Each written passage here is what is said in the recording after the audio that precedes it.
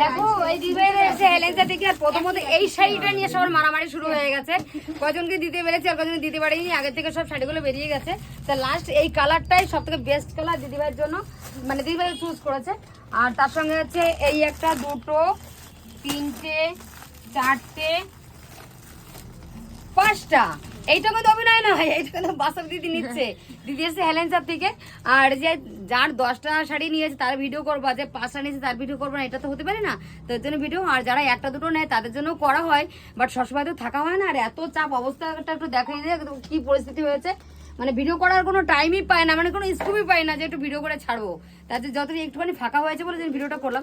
দিদি তোমাদের কেমন পছন্দ হয়েছে? ভীষণ পছন্দ হয়েছে, আর রিজনেবল এর মধ্যে সবাই আসবে দেখবে, ভীষণ সুন্দর আর কালেকশন, কালেকশন গুলো কেমন? ভীষণ সুন্দর, ভীষণ কালেকশন গুলো অনুযায়ী তো তোমার দামে ঠিক হ্যাঁ আছে? দামে একদম ঠিকঠাক, মানে মার্কেট অনুযায়ী? হ্যাঁ মার্কেট অনুযায়ী একদম ঠিকঠাক, পুরো রিজনেবল এর মধ্যে সবাই চলে আসবে।